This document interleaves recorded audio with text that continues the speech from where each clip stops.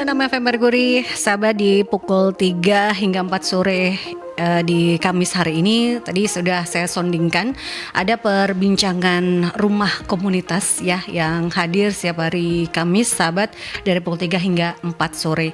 Dan Anda juga bisa stay tune di perbincangan rumah komunitas ini, baik itu melalui aplikasi On Ears ataupun juga di websitenya Merkuri, di streamingnya Merkuri di www.merkurifm.id. Karena di website Anda bisa sambil menyaksikan secara langsung di visual radio, sahabat, perbincangan sore kali ini di rumah komunitas. Dan di edisi kali ini kita membahas World Read Aloud Day. Yuk membaca nyaring dan kembalikan tradisi membaca. Tadi sebelum on air saya sempat ngobrol dengan dua narasumber bahwa rada gimana ya, kita ranking 3 tapi dari bawah kalau kita bicara literasi gitu ya.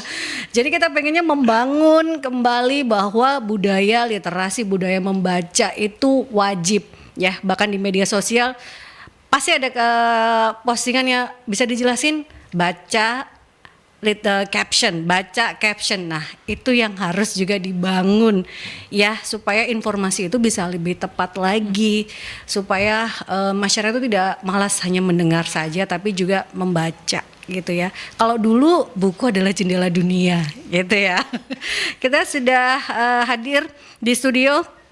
Ada Mas Wildan, pengurus Kumpul Dongeng ya, yang membawa Mbak Inge Aryani Safitri, beliau penggiat literasi anak. Saya akan mengorek lebih banyak terkait dengan bagaimana bisa membudayakan literasi. Karena kan kalau bicara tentang literasi tidak hanya bermanfaat untuk anak-anak, tapi juga usia produktif kita ini ya, supaya paling tidak otaknya itu tetap beraktivitas gitu ya, Mbak Inge dan juga Mas Wildan. Dan Anda bisa juga sharing ataupun juga ngobrol bersama dengan dua narasumber di line telepon 562-0096 atau di WhatsApp call dan juga WhatsApp Messengers di 08173096, sahabat. Sebelum kita membahas terkait dengan literasi, karena kita juga bicara tentang World Read Aloud Day, mungkin Mbak Inge ataupun juga Mas Wildan bisa menjelaskan apa sih itu World Read Aloud Day dan kenapa hari itu penting untuk diperingati gitu. Silakan Mbak. Oke, jadi World Read Aloud Day itu diperingati setiap hari Rabu pertama di bulan Februari. Jadi ini baru kemarin nih kita Rabu kemarin ya, tanggal 5 gitu ya. Jadi tanggalnya bisa berganti-ganti. Pokoknya Rabu minggu pertama. Ya. Februari. Dan kenapa? Karena ada sebuah komunitas di ada di namanya gitu ya. Litword gitu ya. Nah, mereka tuh memang komunitas yang membudayakan membaca kepada anak-anak. Lalu pada suatu saat katanya di ceritanya itu, saya baca juga sih dari sejarahnya mereka gitu. Katanya pada suatu saat ada seorang anak yang bilang, kenapa kita nggak berulang tahun? Maksudnya membacakan buku tuh kok nggak diulang tahun kan gitu? Karena ada teman-temannya kan ulang tahun kayak gitu. Nah dari situ mulai, oh ya kenapa ya ini tidak dirayakan? Jadi akhirnya mereka membuatlah namanya World Read Aloud Day itu. Mereka mengajak seluruh dunia untuk merayakan buku, merayakan membacakan buku di hari itu. Jadi semua orang tua ambil buku favorit kita, bacakan kepada siapa aja yang ada di dekat kita kayak gitu. Jadi itu membuat budaya membaca nyaring diulang tahunkan, karena kan ada sebuah komunitas gitu ya, anak-anak yang kenapa kok tidak ada ulang tahunnya, dan itu akhirnya menyebar gitu ya ke seluruh dunia. Jadi kalau di Litword itu ini sudah perayaan yang ke-15. Kalau di Indonesia sendiri Read Aloud Indonesia itu merayakannya mulai 2019. Jadi masih kurang lebih 6 tahunan baru, gitu ya. Karena Read Aloud Indonesia kan baru-baru aja gitu. Dan kalau kita bicara komunitas ini, komunitas istilahnya membiasakan untuk membaca nyaring gitu ya. Apa sih yang latar belakangi Mbak? Karena kan kadang orang kok bacanya harus nyaring gitu ya. Kenapa gitu ya? Apa yang melatar belakangi gitu? Iya. Karena membaca nyaring itu sebuah kegiatan di mana kita membiasakan anak mendengar kata-kata. Jadi di situ masuknya banyak banget tuh. Jadi ketika kita membacakan buku kepada anak, bahkan ketika anaknya itu juga belum melek gitu, mereka bisa belajar tentang fonem, mereka mendengar bunyi, mereka mendengar suku kata, akhirnya mereka juga bisa menyambungkan suku kata itu. Jadi secara alamiah mereka akan terbentuk kemampuan untuk mengenal huruf, dan yang paling utama adalah mereka merasakan bahwa buku itu seru dan menyenangkan. Ya, itu dulu dikenalkan gitu Betul. ya. Kadang kan orang jangankan buku cerita, buku pelajaran yang biasa tiap hari aja, ada gitu kan. itu membiasakan untuk anak menyukai buku terlebih dahulu gitu ya. Iya, jadi membangun kebiasaan belajarnya gitu kan. Membiasakan buku itu menyenangkan gitu ya dari cerita-cerita. Kalau kita bicara tentang budaya membaca kita, tadi kita udah bahas gitu ya. Aduh, ranking 3 dari tapi bawah. ya kan sangat gimana gitu ya, dengan era digital seperti sekarang ini akhirnya membuat malah buku tergerus gitu ya. Padahal itu sangat kita bisa mengenalkan bahwa yang dulu itu juga masih bisa kok. Kayak buku adalah jendela dunia, kita bisa berimajinasi bahwa negara di luar sana itu secantik apa dari sebuah buku.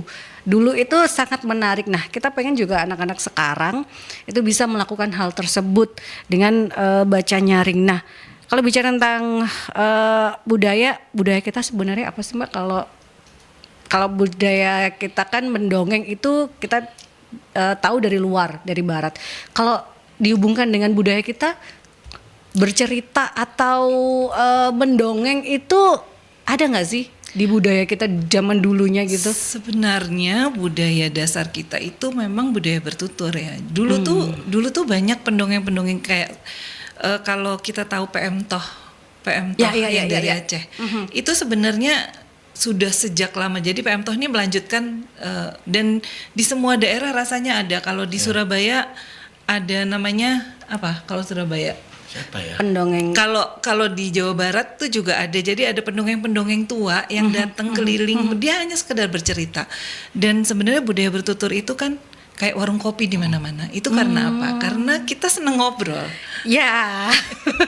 Lebih ke arah mendengarkan. Mendengar ya, ngobrol budaya kita gitu. itu ya, bukan membaca atau mendongeng ya, tapi lebih bertutur menceritakan gitu ya. Iya. Nah, budaya membaca itu kan mulai masuk ketika kolonial ya. Maksudnya kolonial masuk dan kita mulai tahu, oh ada buku, ada membaca. Tapi mungkin zaman dulu di pesantren-pesantren juga mereka membaca. Tapi bacanya kan bukan baca buku, tapi membaca kitab-kitab gitu. Jadi sebenarnya kalau dibilang budaya baca kita rendah itu juga belum tentu, karena yang diperiksa kan yang baca buku-buku Latin, yang baca Alkitab kan nggak dicek gitu. Iya, benar. Jadi sebenarnya intinya kalau saya harus lebih senang fokus pada ini mau bangun budaya baca gimana caranya? Ya caranya dari orang tua, dari masyarakat, dari guru itu balik lagi yuk membuat keseruan lagi dengan buku kepada anak-anak gitu sih.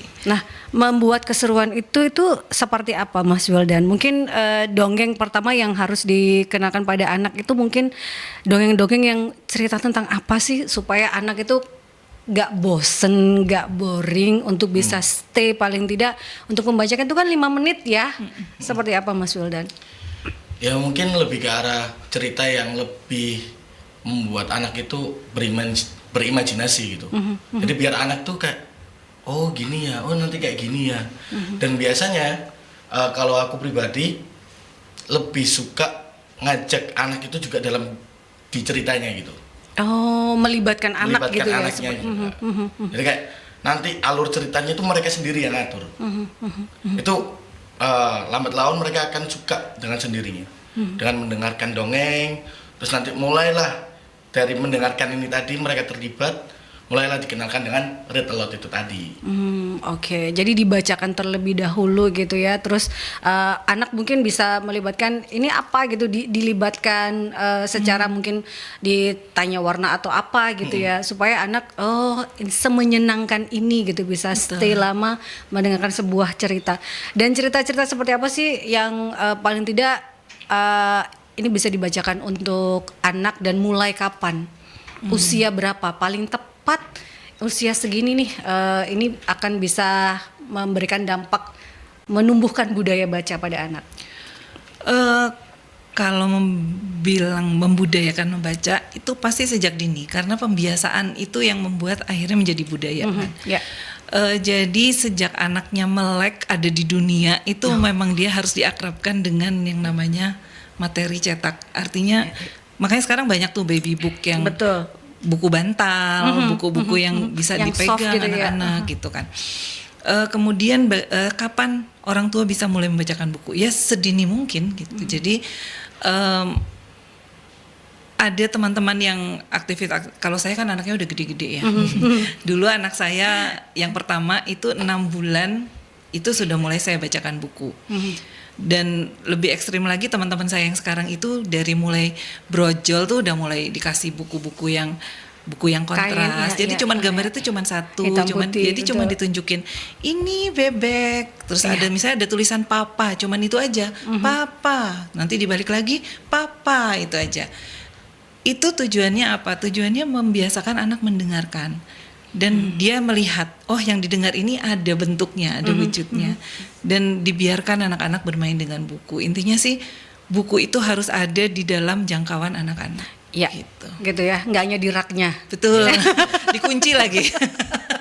Ya kan, kebiasaan ditata rapi banget, nggak pernah dibaca gitu kan. Dikunci soalnya. Ya. Banyak ya di tempat. Wah, itu lagi. Kita akan ke jeda iklan terlebih dahulu. Sahabat tetap stay tune di perbincangan rumah komunitas ya, bersama dengan Mbak Inge Ariani Safitri, penggiat literasi anak, dan juga Mas Wildan, pengurus kumpul dongeng. Di perbincangan kita World Read Aloud Day, yuk membaca nyaring dan kembalikan tradisi membaca. 96 FM Merkuri, sahabat, masih di perbincangan rumah komunitas ya, di edisi kali ini yaitu World Read Aloud Day. Yuk membaca nyaring dan kembalikan tradisi membaca, karena World Read Aloud Day ini diperingati setiap Rabu minggu pertama bulan Februari. Kalau di tahun 2025 adalah Rabu kemarin di 5 Februari, sahabat. Ada Mbak Inge Ariani Safitri, penggiat literasi anak, dan Mas Wildan, pengurus kumpul dongeng. Kita ingin perbincangan ini paling tidak membangun awareness terkait dengan pentingnya literasi, tidak hanya untuk anak-anak, tidak hanya untuk generasi muda, tapi juga untuk usia dewasa. Kalau kita bicara usia dewasa, dampak positifnya membaca nyaring itu apa, Mbak Inga? Untuk orang yang dewasa nih, apa? Saya bicara dulu membaca nyaring ketika orang tua membacakan nyaring untuk anaknya. Kan kadang-kadang kita berpikir orang tua membaca nyaring untuk anaknya itu supaya anaknya begini, anaknya begitu. Ya. Dampaknya untuk anak gitu. Padahal sebenarnya itu berdampak juga pada orang tuanya. Kita bisa lebih rileks, kita rilis. Ketika kita membacakan nyaring pada anak, hubungan kita dengan anak pun jadi baik, dan itu membuat kita menjadi lebih tenang gitu. Artinya ketika kita membacakan nyaring, kondisi psikologis kita juga akan terasa lebih nyaman, lebih tentram gitu. Lalu ketika orang dewasa, ada orang dewasa kumpul, memang kalau orang-orang dewasa kan jarang ya membaca nyaring ya. Betul. Tapi ketika kita misalnya ngumpul terus kita baca bareng gitu, itu kan secara tidak langsung kita jadi punya kesempatan untuk saling mendengarkan. Dan orang dewasa itu kan butuh didengerin ya. Ya. Kenceng amat, Pak. Dari hati. Kita ke penelpon terlebih dahulu ya. Selamat sore, Merkuri. Halo, Selamat sore. selamat sore Dengan? dengan Dewa. Oke, Mas Dewa silakan. Gimana kabar Merkuri? Baik, alhamdulillah. Silakan, ini Baik, ada ya. teman-teman dari komunitas Read Aloud ya. Aku pikir tadi dengarku itu World Clean Day, bukan ya? World Read Aloud Day. Ya, nggak apa-apa. Ternyata setelah dijelasin bagaimana belajar teriak-teriak, bukan, belajar sambil speak up. Itu tak kira tadi itu pertama belum dijelasin panjang lebar. Oh, kalau zaman dulu emang iya, papa saya kalau ngajarin itu harus kalau ngomong ini Budi, ini Bapak Budi, harus gak boleh batin, harus teriak-teriak. Terus kalaupun ngaji, kalaupun apa itu biar sekalian kita Harus kenceng ngomong, gitu ya? lafalnya bener, kencang gitu loh, malah kamu jangan malu, belajar tuh harus ini. Tapi kan akhirnya sampai sekarang kan mulai gak ada kayak begitu ya. Kalau zaman dulu mungkin orang tuanya Mas Aldi atau kakek neneknya dari keluarga Merkuri ini pasti kan kayak begitu cara ngajarnya orang-orang zaman Gen X ya atau Orang senior dulu gitu ya. gitu loh. Kalau sekarang ini susah nemuin itu gitu loh. Tapi ternyata tadi jelasin panjang lebar sampai kok malah nyambungnya ke usia dini. Padahal Mbak Dini itu belum tentu belajar gitu loh ya. Bukan ya? bukan. Maksudnya itu usia anak-anak. Cuma ini kan berarti kan lebih ke psikologi atau mungkin ke pendidikan bagaimana parenting ya. Hasilnya baliknya ke situ. Akhirnya kan parenting baby ya. Memang saya percaya bahwa seperti ada di podcastnya Densu mungkin pernah tahu ya, yang seorang bayi kecil umur 3 tahun ya nggak salah, yang bisa ngoceh beneran, dia bisa nebak ini Venus ini terus tanyain sama dokter, ini bener nggak bayi saya ini seperti Einstein. Dokter jelasin sebenarnya semua manusia itu punya hak dan kewajiban dan kapasitas otak yang sama gitu loh. Kembali lagi ke orang tuanya. Kalau orang tuanya bermager-mageran, terus sukanya gibah ke kanan kiri tetangganya sambil gendong bayinya, yang didengerin bukan bidikan, yang diomongin Gibahannya. Iya, gede ini bully koncone. Ya, kan maeng gibah tanggae gitu. Jadi kan nggak boleh gitu. Jadi ternyata masa kecil itu emang benar, pendidikan membaca itu gak ngomong cenger bayi didengerin tok musik, enggak. Yang benar tuh di saat kandungan. Nah, masalahnya kalau parenting skill, bagaimana mendidik orang tua yang sudah menikah barusan ini atau yang sudah terlanjur menikah untuk mempersiapkan dalam masa kandungan itu. Saya bukannya menggurui ya, saya juga nggak sok pinter tentang jadi orang tua ya. Cuma ini bagaimana mereka sadar, oh aku hamil, aku harus suka membaca, tapi enggak. Tengah malam saya lihat diri event konser, hamil gede lihat konser, hamil gede dugem, hamil gede. Aku pikir apalagi udah bayi cenger masih merah banget udah dibawa ke event otomotif yang banyak bau bensinnya. Aku pikir iki gak apa-apa ta wong-wong iki. Aku gak ngerti ya apakah nanti gak bisa gitu Mas. Ini kan sudah modern. Nah, kita juga ya jangan bela diri kalau itu sudah salah. Harusnya mungkin narasumber bisa memberikan masukan.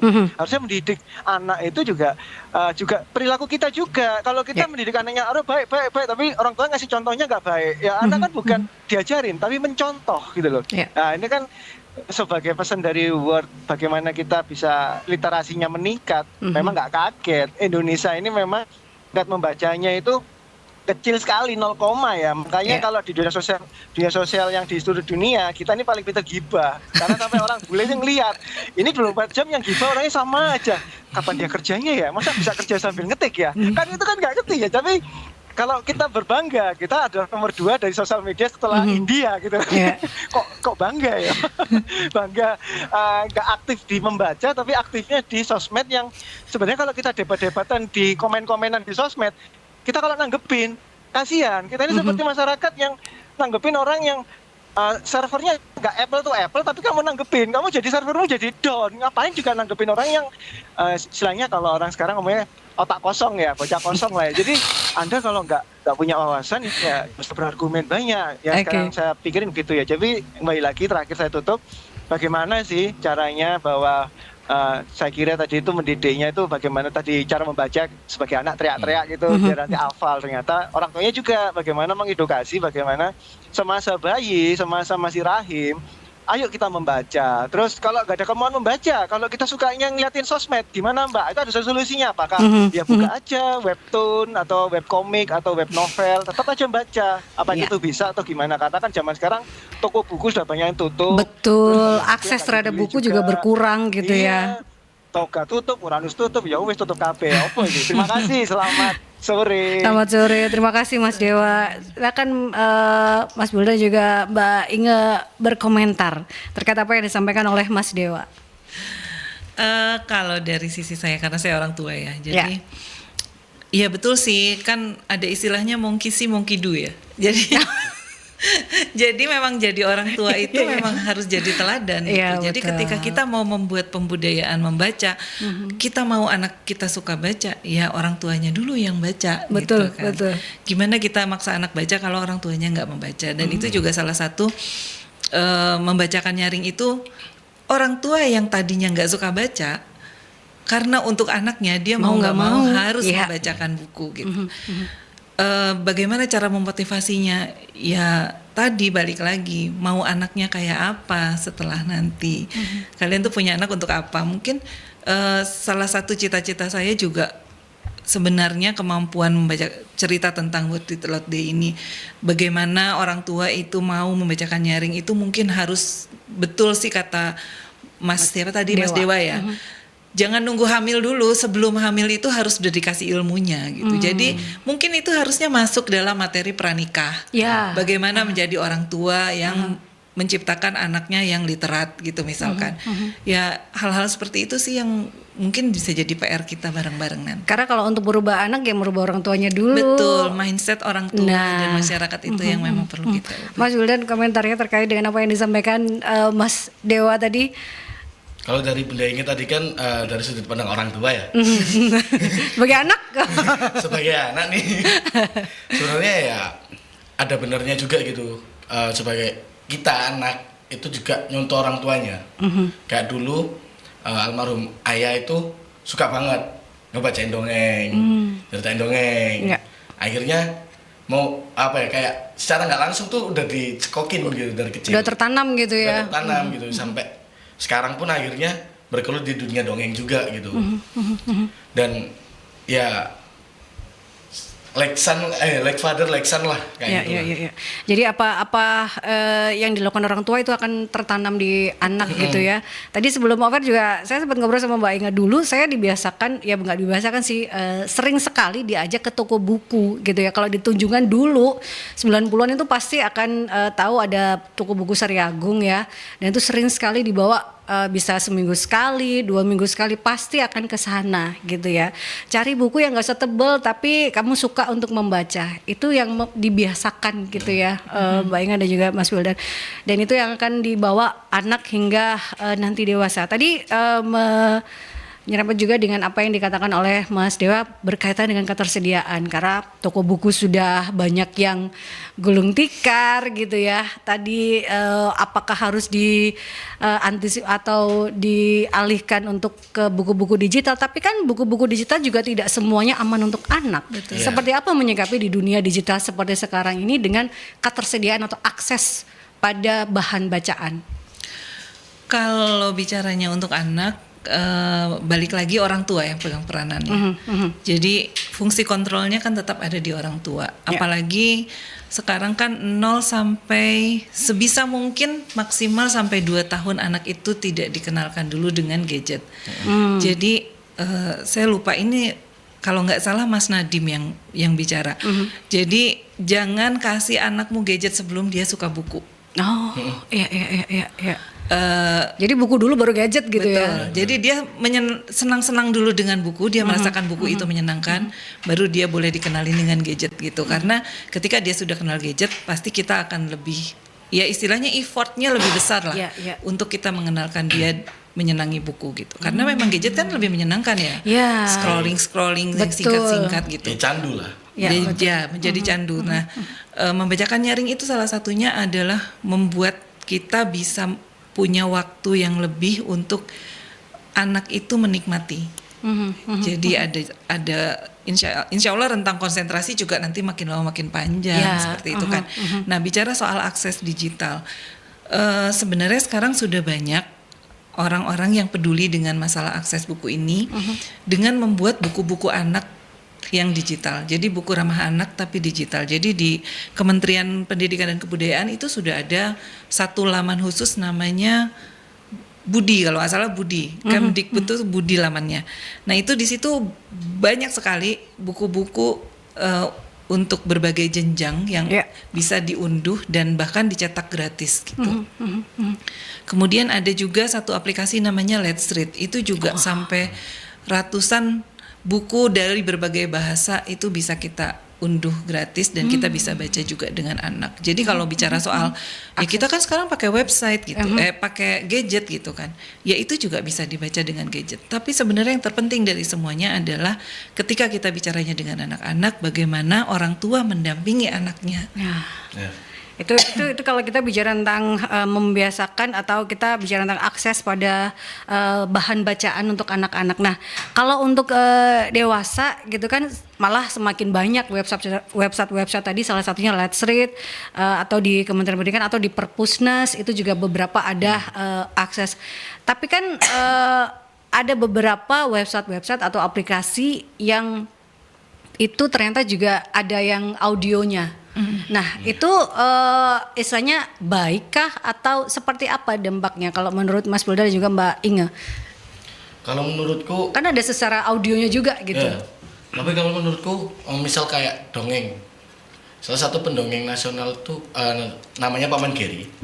Beliau punya podcast di Spotify. Yang dimana isi podcastnya itu ya benar-benar mendongeng. Kayak kita tuh benar-benar yang dengar orang lagi dongeng gitu. Cuma lewat platform yang audio only aja. Iya.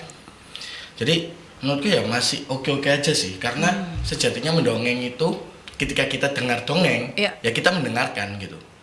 Tapi kalau kita mendongeng ya kita bertutur gitu. Sebenarnya mendongeng sama membaca nyaring itu mirip, serupa tapi tak sama. Ya kan Bun? Iya. Serupa tapi tak sama.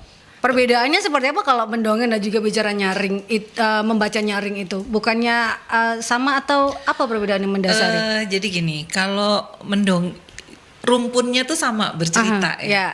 Bercerita, dalam bercerita itu ada mendongeng. Kalau mendongeng itu kita bercerita dengan cara membangkitkan imajinasi. Kita pakai ekspresi yang bebas terserah kita. Ada penekanan intonasi. Betul. Oke. Nah, ketika kita membacakan nyaring, itu wajib ada bukunya. Oh. Jadi kita membaca apa yang tercantum di dalam buku. Dan tujuannya adalah beda tujuannya. Kalau mendongeng itu kan memang untuk membina komunikasi, Iya. membangun imajinasi, kreativitas dan lain-lain. Ketika kita membacakan nyaring, ada tujuan lebih dari itu, yaitu tadi membiasakan anak berakrab-akrab dengan buku. Jadi membiasakan anak tuh bersahabat dengan buku, dan buku itu menyenangkan. Dan satu saat ketika anaknya stres itu yang dicari buku kayak Ya. gitu. Nah, itu tujuannya membacakan nyaring, dan Oke. itu lebih banyak ke arah sana ininya apa. Itu bedanya sih. Jadi kalau saya sih membedakan secara sederhana gini, karena ini sering banget ditanyain kalau lagi pelatihan read aloud atau dongeng. Bedanya apa sih read aloud sama dongeng gitu. Kalau read aloud bintang utamanya adalah buku. Kalau dongeng bintang utamanya adalah pendongeng. Si pendongeng itu Iya. gitu ya. Itu yang membedakan. Jadi ya kalau membaca nyaring itu berdasarkan buku yang dibacakan dengan nyaring gitu ya. Tapi kalau mendongeng bisa tanpa buku gitu ya, dan mengajak anak untuk berimajinasi. Tokoh utamanya adalah si pendongeng. Berbeda gitu ya, sahabat. Nah, itu kembali lagi dengan akses digital gitu ya. Banyak yang sudah ada audionya. Sebenarnya itu menguntungkankah Mbak Inge dengan para kita dengan kesibukan atau apapun gitu ya, kita tidak harus membaca tapi mendengarkan sambil beraktivitas yang lain, atau itu bagaimana kalau menurut Mbak Inge? Kalau untuk saya mungkin bisa jadi itu menyenangkan. Tapi karena saya produk lama, Iya. jadi saya tetap lebih merasakan lebih enak balik-balik Ada fisiknya halaman. kan? Iya. Apalagi ada baunya. Iya. Iya lagi. Iya kan? Bukan, Iya kan? dari plastiknya. Bener. Iya, jadi ya itu Bergantung preferensi ya, kayak, preferensi. Mungkin bagi sebagian orang itu mendengarkan audio tuh lebih menyenangkan dan lebih enak. Ya mungkin juga memang bener sih bisa disambi ngapain gitu kan. Kan ada juga gadget buku gitu ya Tapi sekarang itu. ya, tapi ada kenikmatan lebih ketika kita betul sih. pegang bukunya gitu. Ya, walaupun setelah bukunya habis, gimana naruhnya? Ya kan, kita bingung naruh buku bacaan. betul. Itu Kadang problem banget. Kalau ke toko buku atau apa gitu ya, kita bisa kalap. Iya kan? Ya. Iya kan? Kita bisa kalap, beli, terus bingung setelah dibaca semua ditaruh di mana. Tapi kadang kalau buku-buku itu kan kalau kita ya beruntungnya ternyata memiliki hobi yang sama, setelah beberapa tahun atau berapa lama itu pasti akan dibaca lagi kan ya. Iya. Iya Kadang kan? tuh ada kangen juga. Iya, betul. Jadi kayak saya di rumah tuh kemarin baru bongkar nih kan, Iya. rak bukunya udah penuh gitu, terus sudah saya tuh dulu SD itu baca buku Little House on the Prairie ya, Laura Ingalls Wilder. Itu tuh kan ada serinya tebel-tebel novelnya gitu. Saya tuh ngumpulin, jadi ada koleksinya gitu. Nah kemarin pas lagi bongkar-bongkar tuh serinya tuh kan jadi muncul lagi kan. Waduh ini udah kuning-kuning gitu. tapi jadi pengen baca lagi. Tapi kenapa nggak tahu kenapa buku-buku dulu itu istilahnya kepegangnya tuh enak banget gitu ya. Iya. Itu ya. Buku SD saya juga masih ada ya. Ada buku besar tapi memang saya karena dari kecil dibiasakan jangan terlalu tebal nanti kamu nggak akan baca sampai selesai ya gitu.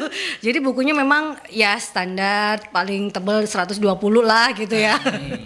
Itu tuh jadi hal yang bisa diceritakan dan bisa dibaca lagi untuk anak kita juga diwariskan. Itu kalau kita bicara tentang literasi gitu. Nah, kalau bicara tentang teknik atau tips khusus dalam membaca nyaring atau mendongeng dari Mas Wildan atau Mbak Inge apa nih? Ada cara khusus kah atau seperti apa kalau kita bicara tentang baca nyaring? Iya, kalau di baca nyaring itu kita punya jadi yang memperkenalkan membacakan nyaring di Indonesia itu ada namanya Bu Rosi Setiawan. Beliau itu dari komunitas Reading Bugs. Jadi awalnya beliau membaca buku The Handbook of Read Aloud dari Jim Trelease dan beliau menerjemahkan itu.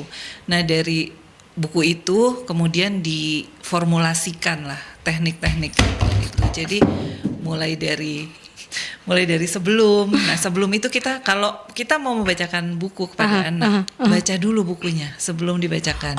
Jadi kita tahu mana kosakata yang kira-kira akan anak-anak nggak ngerti, terus alurnya seperti apa. Jadi di mana kita bisa jeda dulu untuk diskusi gitu. Kemudian ketika kita membacakan nyaring yang paling utama adalah harus selalu dibacakan judulnya. Di cover itu judulnya, penulisnya siapa, ilustratornya siapa.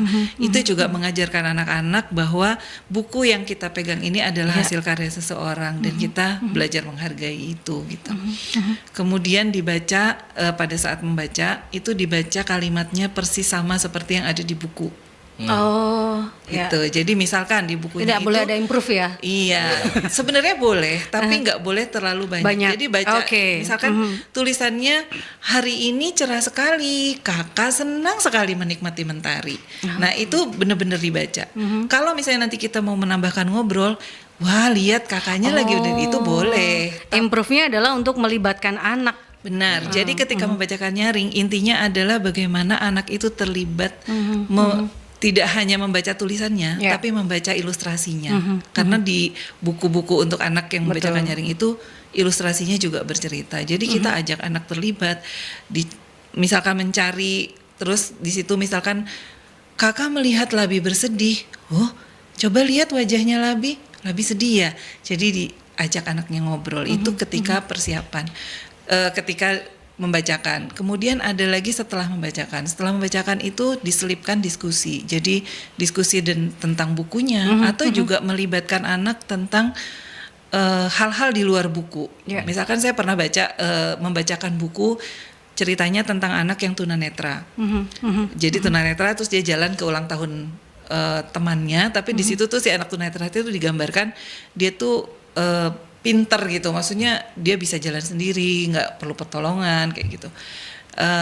Setelah dibacakan, kita boleh menanyakan kepada anak-anak, kalian pernah nggak lihat teman yang tunanetra?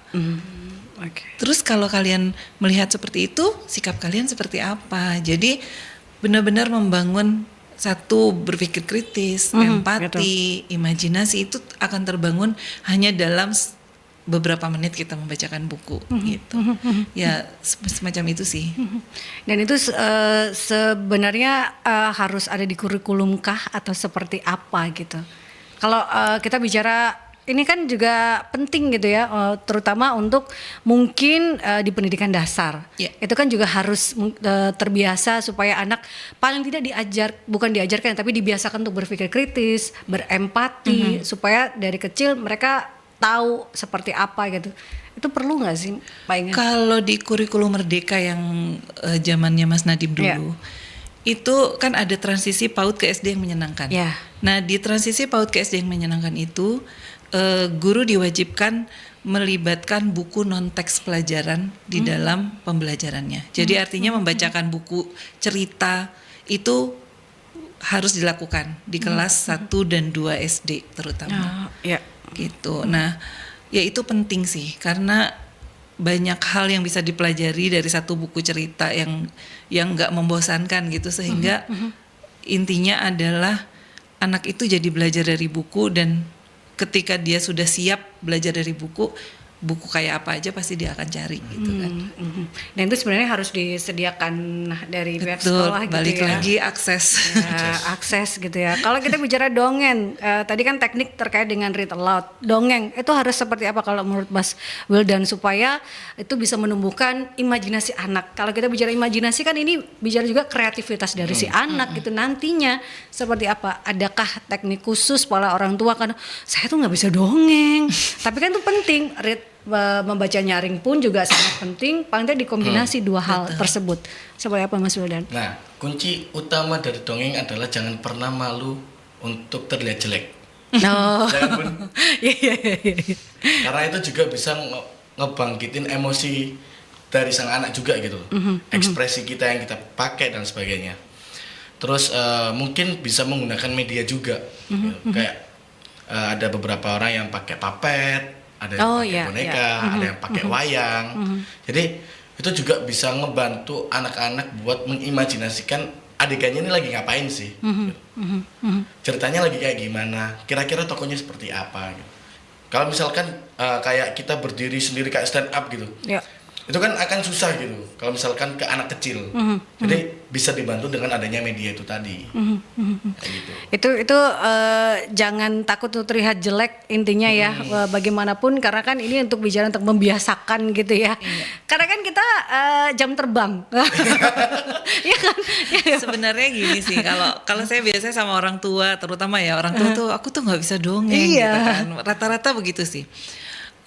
Saya akan bertanya, kamu pernah curhat nggak? Gitu. Kamu pernah curhat nggak? Terus kalau kamu curhat, emang curhatnya lempeng aja gitu? Aku lagi sebel deh sama dia, kan nggak begitu? Pasti kamu ekspresif. Iya. Nah itu tuh loh dongeng gitu loh. Jadi maksudnya mendongeng itu jangan dianggap sulit gitu. Ketika kita pulang kerja, ketemu anak, terus di jalan itu kita ketemu sesuatu. Terus, Dek tahu nggak Dek? Tadi tuh ya di jalan, di perempatan ayah tuh ketemu kakek-kakek, dia tuh jualan koran. Terus kayaknya mukanya capek banget Dek. Kasian deh Dek. Kenapa ya kira-kira kakek itu? Gimana kalau jadi ngobrol seperti itu pun sudah masuk dalam kategori karena di pikiran bercerita. kita ya Dongeng itu legenda. adalah, nah iya itu. Iya, jadi dongeng itu sebenarnya kita harus sederhanakan bahwa dongeng itu adalah sesederhana komunikasi. Bagaimana kita menyampaikan pesan kepada anak dengan cara yang menyenangkan. Itu menjadi catatan ya sahabat bahwa dongeng itu bukan cerita Nggak yang harus, legenda Nggak gitu harus ya. kancil, nggak harus kancil, Nggak harus. Maling kundang tuh itu gak. Kalau itu lebih ke arah cerita rakyat. Ya, itu ternyata sesederhana cerita orang tua saat di perjalanan menceritakan, anak pun akan balik bercerita hal yang sama gitu ya. Jadi itu yang dibangun melalui baik itu read aloud ataupun juga mendongeng sahabat, membangun itu tadi komunikasi antara orang tua dan juga anak supaya berjalan dengan baik. Itu kan yang diinginkan dan itu akan juga terbangun sesuai dengan kita nyambungnya ke pemerintah ya. 2045. Betul. Ya. Kita ke jeda iklan terlebih dahulu, sahabat tetap stay tune di perbincangan rumah komunitas. 96 FM Merkuri, sahabat masih di perbincangan rumah komunitas, sahabat ya, terkait dengan World Read Aloud Day. Yuk membaca nyaring dan kembalikan tradisi membaca bersama dengan Mbak Inga Riani Sapitri, penggiat literasi anak, dan Mas Wildan, pengurus kumpul dongeng. Dan kalau kita bicara membaca nyaring atau read aloud, bicara tentang buku atau literasi apa yang cocok untuk semua usia? Menurut Mbak Inga dan juga Mas Wildan. Untuk semua usia. Untuk semua usia. Iya, kalau saya ya, karena saya suka bacain buku ke anak-anak tuh picture book ya. Picture book itu bisa dinikmati oleh semua usia, karena saya juga sampai sekarang masih senang Masih baca enjoy. buku Iya, bergambar iya, gitu. iya, betul. Kalau saya sering mengumpamakannya gini, kalau anak kecil makan bubur, orang gede juga bisa makan bubur.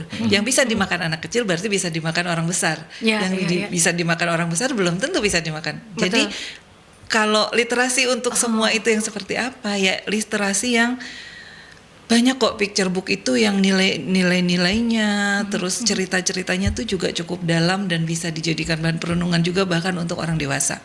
Gitu. Jadi memang tergantung dari POV mana kita melihatnya gitu. Apa yang dibaca anak itu bisa juga dibaca orang tua, tapi apa yang dibaca orang tua belum tentu bisa dibaca anak. Iya. Itu kuncinya gitu ya. Betul. Ya, benar. Jadi kalau kita bicara buku gitu, kalau kita bicara tentang akses kembali sejauh ini seperti apa akses terhadap literasi untuk sekarang yang memang sedang digalakkan gitu ya. Dulu di jeda tadi ya di off air sahabat sempat ngobrol bahwa dulu di tahun 2000-an juga ada kebiasaan sebelum mata pelajaran itu ada baca buku ya. Terus ada disuruh untuk ngeresum dari apa yang dibaca tersebut. Tapi kan ada beberapa para orang tua yang merasa keberatan. Setiap hari bukunya beda. Kalau seminggu 7 buku, sebulan berapa? Nah, akhirnya ada solusi setiap anak berapa orang di kelas itu bukunya muter, sahabat. Tapi apakah itu sukses dan efektif? Mbak Inge dan juga Mas Wildan seperti apa? Belum tentu. Kalau saya balik lagi ke tadi ya, kenapa kita membacakan nyaring sejak dini? Ya. Satu, membaca nyaring itu tujuan utamanya, saya selalu bold bagian ini, menciptakan pengalaman menyenangkan dengan buku. Ya. Itu yang paling penting. Untuk membuat anak terbiasa membaca dan senang dengan buku, itu kita perlu membuat suasana menyenangkan dulu dengan buku. Nah, ketika hal itu dibiasakan dengan cara paksaan seperti ini, misalkan ya harus baca, terus habis itu dikasih tugas resume. Iya. Akhirnya Karena ada tanggungan ngeresin itu tadi kan. buku itu akhirnya menjadi beban. Iya. Buku itu akhirnya menjadi Tidak menyenangkan, sama nggak aja sama asik begitu nih, kan. gitu. Iya, iya. Mimpi buruk nih. Iya gitu. Duh, beban lagi. Iya. Habis ini ada mata pelajaran matematika lagi. Udah bawa Iya. paket berat-berat. Iya, Bawa ketika saya ngasih materi ke orang tua biasanya gini, kan saya suka keliling nih sama perpus Iya, ke iya. sekolah, ke TK, ke SD gitu. Ketika ke TK, ke SD, saya nggak pernah ketemu anak-anak yang nggak lari ke mobil dongeng untuk ngambil buku. Artinya ketika dibilang anak-anak nggak suka buku itu enggak, cuman Ya. kitanya aja yang nggak ngasih akses itu gitu. Tapi beda lagi. Akses buku-buku yang bagus untuk mereka gitu ya. Iya, beda lagi ketika anaknya sudah SMP. Saya sering nanya, Bu, sama ibu-ibunya ya, menurut ibu kalau saya bicara tentang buku, yang ada di kepala ibu apa? Ke anak ibu yang SMP, LKS, Paket. buku paket. Berat ya. Jadi ketika anak itu sudah mulai beranjak ke sekolah, buku itu akhirnya jadi gitu. Jadi kayak lihat buku tuh udah males sudah gitu. menyeramkan itu gitu ya. Betul. Dan kalau dulu tuh masih ada majalah sekolah. Itu penting nggak sih? Itu berdampak nggak sih kalau untuk anak-anak yang remaja gitu ya, koran kampus atau apa, itu berdampak nggak sih dengan budaya baca kita yang ternyata sekarang juga ternyata semakin menurun, atau seperti apa Mbak Inga dan juga Mas Wildan? Kalau zamanku dulu SMA Itu kan ada majalah SMA, karena aku ada SMK majalah kan. sekolah kan ya? Iya. Terus habis itu kebetulan juga sekolahku itu kerjasama sama salah satu Publisher. majalah buat anak remaja. Iya iya iya. Jadi ada BA-nya juga lah dari sekolah-sekolah ini tadi. Nah, setiap bulan kita tuh dapat edisi yang berbeda. Iya. Jadi dikirim satu eksemplar gitu. Nah, itu bisa dijadiin patokan buat kita suka baca. Menurutku ya. Soalnya dari situ kita bisa tahu nih musik yang lagi ngetren apa. Ya. Ada artis pendatang baru atau enggak. Karena kebetulan isi majalahnya itu adalah pop culture yang sedang terjadi gitu. Itu sebenarnya bisa jadi salah satu solusi supaya buku tidak menyeramkan gitu ya. Karena kan ada cerpen Ada dulu cerpennya. gitu kan. Pembiasaan untuk kirim deh cerpen gitu kan. Sekarang juga sebenarnya aksesnya lebih banyak gitu kan, ada aplikasi ataupun juga website Yeah. yang kita bisa kirim, tapi kan tidak seperti dulu ya. Dulu tuh sangat-sangat menyenangkan, bisa dekat dengan dunia literasi gitu ya. Iya. Dan bagaimana kolaborasi baik itu untuk komunitas ataupun juga program-program dan inisiatif lah supaya budaya literasi ini bisa tumbuh di masyarakat, Mbak Inga dan juga Mas Wildan. Kalau saat ini sebenarnya di Read Aloud sendiri kan sudah ada beberapa komunitas, termasuk saya kan ada di Read Aloud Jawa Timur. Nah di Jawa Timur sendiri sudah ada beberapa komunitas kabupaten kota. Nah sebenarnya kami yang di komunitas ini kan tujuannya benar-benar mensosialisasikan. Kita punya program-program. Kemudian seringkali ini berbenturan dengan fasilitas. Ya. Jadi kita butuh tempat gitu. Nah, ini yang bisa sebenarnya disinergikan. Jadi bagaimana komunitas, masyarakat, kemudian juga dengan lembaga seperti perpustakaan, dinas pendidikan, itu kita bisa berkolaborasi untuk sama-sama membuat sebuah program yang ini bagianmu yang mana nih gitu. Jadi ada kayak kita nih punya gitu sumber daya yang misalkan kita punya narasumber Read Aloud, kita punya program-program untuk ke anak-anak, kita punya akses terhadap buku-buku digital gitu. Tapi misalkan pemerintah punya fasilitas, oke, kita punya tempat nih, kita punya anggaran konsumsi nih misalnya ya, salah satu contohnya. Ayo kita bikin sama-sama. Nah ini sebenarnya ini yang bisa membantu untuk insya Allah percepatan penyebaran informasi dan literasi ini. Lebih banyak menyebarkan hal tersebut gitu ya, bahwa seperti ini. Oh ternyata kan ada tadinya bahwa mendongeng yang kita tahu tadi itu ternyata salah ya, diluruskan tadi bahwa mendongeng itu tidak harus cerita legenda atau apa gitu ya. Sesimpel apa yang kita ada di sekeliling kita itu bisa jadi sebuah dongeng yang menarik gitu ya, untuk membangun sebuah komunikasi. Jadi memang nggak bisa keluarga. sendirian sih, perlu barengan untuk yaitu fungsi advokasi, ya meningkatkan layanan juga ke masyarakat itu kan perlu bareng-bareng. Betul, dan itu jadi harus berkolaborasi untuk semuanya. Nah, bagaimana masyarakat ini bisa paling tidak ikut andil untuk menyebarkan Read Aloud dan juga membiasakan membaca nyaring, Mbak Inga? Sesimpel apa masyarakat bisa melakukan dan ikut serta gitu? Kalau untuk saya sesimpel kita melakukannya di lingkungan terdekat dulu, mulai dari diri sendiri, mulai dari yang terdekat, mulai dari sekarang, jangan ditunggu-tunggu. Mulai dari sekarang baca ya, gitu. Membiasakan untuk membaca gitu ya. Sesimpel itu masyarakat bisa ikut serta dalam paling tidak menyebarkan gerakan Read Aloud ini. Betul. Gitu ya, sahabat. Terakhir sebagai closing statement, apa yang ingin disampaikan Mas Wildan berkaitan dengan apa yang kita sampaikan tadi untuk sahabat-sahabat Merkuri, untuk masyarakat supaya paling tidak kita tidak ranking 3 lah. Mungkin sikat jelas dan padat aja lah ya. Iya. Kurang-kurangin gibah lah. Ya. Orang tua gitu kan.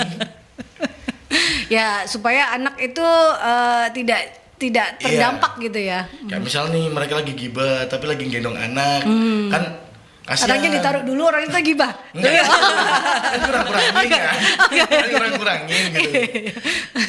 Jadi paling tidak apa yang dilakukan para orang tua saat bersama anak itu direm dulu gitu ya. Paling tidak untuk bekal si anak nanti ke depannya. Paling enggak 1 atau 2 jam lah buat waktu untuk bareng gitu kan. Ya. Membiasakan juga membacakan dongeng atau apapun lah ya, sahabat. Membacakan buku bergambar itu menjadi sesuatu yang bisa ditanamkan di anak. Kalau Dan Mbak nggak Inga? perlu waktu lama sih. Kalau saya malah luangkan aja 20 menit aja sehari untuk benar-benar fokus menemani anak membaca buku. Menemani anak membaca buku artinya kita terlibat langsung dan jadilah teladan membaca. Jangan tunggu waktu luang, tapi luangkanlah waktu. Nah, jangan menunggu waktu luang tapi luangkan waktu. Itu ya untuk membiasakan kalau kita bicara tentang membaca lah ya, sahabat, apalagi membaca nyaring itu tidak hanya bermanfaat untuk anak tapi juga untuk para orang dewasa. Ini bisa meningkatkan daya ingat kita gitu ya, berkaitan dengan memperbanyak kosakata mungkin. Itu juga menjadi salah satu hal yang sangat bermanfaat kalau kita bicara tentang literasi. Bisa Anti jadi pikun stress- baca. bisa Anti jadi pikun. stress Anti release pikun. juga. Ya, stress release, anti pikun, banyak hal. Kalau kita gunakan terus ya untuk membaca, otak kita juga akan terus bekerja gitu. Itu salah satunya. Dan akses untuk buku juga semakin mudah ya Mbak Inga Iya, dan Mas insya Wildan Allah. ya. Semua website juga ada di. Sekarang semua perpustakaan juga punya perpustakaan Ya, digital betul. rasanya. Mau yang buku apapun semuanya bisa Anda unduh gitu ya, sahabat. Semuanya mudah, di Perpusnas ada, Perpusda ada, Betul. pemerintah kota juga punya perpus di tengah kota lagi Iya. gitu ya. Itu semuanya bisa diakses. Kalau di Surabaya bahkan TBM itu ada di tiap RW kan. Ya, betul. Itu bisa diakses sahabat. Kalau bicara tentang akses buku susah. Semuanya sekarang dipermudah kalau Anda mau. Jadi itu tadi jangan menunggu waktu luang tapi luangkan waktu. Itu. Terima kasih untuk Mbak Inge Aryani Savitri, penggiat literasi anak sudah hadir, sudah Sami-sami. ngobrol, sudah memberikan kita banyak insight ternyata berkaitan dengan budaya literasi ini. Dan terima kasih untuk Mas Wildan, pengurus Kumpul Dongeng. Tadi ada pesannya adalah jangan takut untuk jadi jelek. Ya, saat mendongeng. Jangan malu. Jangan malu. Jangan malu untuk jadi jelek. Jangan ketika malu untuk jadi. mendongeng. Nah, ketika mendongeng itu pesan yang ingin disampaikan bahwa sesimpel itu kok untuk mendongeng dan juga membacakan nyaring pada orang-orang di sekitar kita. Sekali lagi terima kasih dan sahabat, mari kita sebarkan ya budaya literasi untuk Indonesia yang lebih baik lagi. Itu mimpi besar kita gitu ya. Budayakan membaca sedini mungkin, ya itu jadi sekarang. Ya, dan tetap stay tune di perbincangan rumah komunitas lainnya sahabat yang hadir setiap hari Kamis dari pukul 3 hingga 4 sore. Dan Anda bisa menyaksikan kembali perbincangan rumah komunitas di YouTube channelnya Mercury di Radio Mercury 96. Saya Lestari, wassalamualaikum warahmatullahi wabarakatuh. Waalaikumsalam.